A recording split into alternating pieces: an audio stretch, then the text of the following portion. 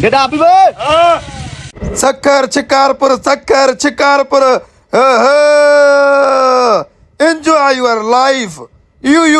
ऐसा चढ़दा साइकिल दे सामो ही साइकिल ते चढ़दा सी किथे जा रहे हो? मैं जैसे साइकिल थोड़ा पीछे हम उसको धक्का मारते हैं यार। ओके ये लगता है साइकिल तो पंचर दी। ओके तो बोड़ा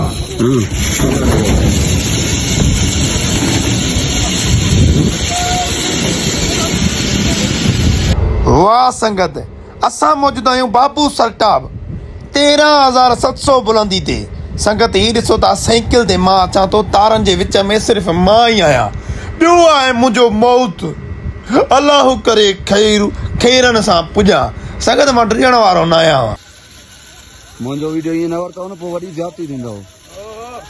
आस्ते कर आस्ते मथे चढ़ी हल आस्ते हवे यार इसको तो काबू करो ना। हाँ गिर जाऊं वैसे ही करके गिर जाऊं। उस्ताद हाँ भैया किथे घूम रहे हो? कारे घूमे साइकिल दे मुख्य अगर वीडियो में नजर मां मरी तो सदा में तो मथे चढ़ फिर कैमरा कर दो मुझे साह ने तो सदा में ओना कैमरा मैन कर मथे चढ़ भल ओना के तो मथे चढ़ो वने ना संगत पोइ वरी मूंखे वापसी बि थियणी छो जे करे हिकु चकर हेॾां जो हुयो त हिकिड़ो चकर रिमोट जो छो जे करे संगत मूं भरिया हा 2,000 सिर्फ़ साइकिल जा संगत पोइ कैमरा मैन मुंहिंजा दोस्त ॿई पासा बीठा अॻियां बि पोयां बि ऐं संगत तव्हांखे मंज़र चौधारी मां ॾेखारींदो रहंदुसि। हाणे अचूं था असां अॻियां सभ खां पहिरियों ड्रुजां बि पियो साह बि निकिरे पियो छो जे करे बाबू सरटाप ते ऑक्सीजन जी कमी हूंदी आहे पोइ कहणा पवंदा आहिनि बसर संगत मां त ॿियो मथे ईअं सम्झ त आसमान हा संगत साइकिल ते पुॼी आऊं वधीक तफ़सीलात तव्हांखे रियली ॾियूं था।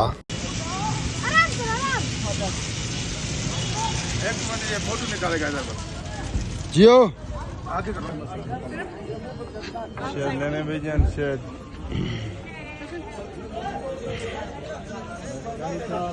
ठीक ठाक मामा नौकर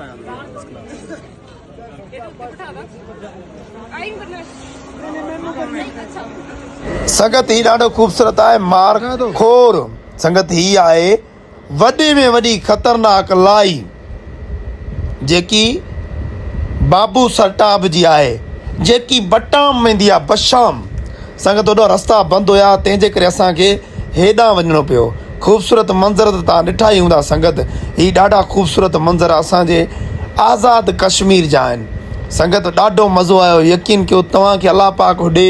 त एॾे ज़रूरु घुमिजो छो जे करे एॾे घुमण जो मज़ो ई पंहिंजो आहे संगत मां तव्हांखे अॻिते अञा बि तमामु ख़ूबसूरत शयूं ॾेखारींदुमि। तव्हां पुछंदा अखरोट कीअं थींदा आहिनि? हा मां ॿुधाए थो अखरोट कीअं थींदा आहिनि। मथे बीठो थी उस्ताद मां तव्हां तो कुझु खणी अचो त हिकिड़ो पटे ॾिसो था हे आहिनि पोयों थी न पोयों साम्हूं छिके करे थोरो ॾिसेसि ख़्याल कन्या थोरो भाउ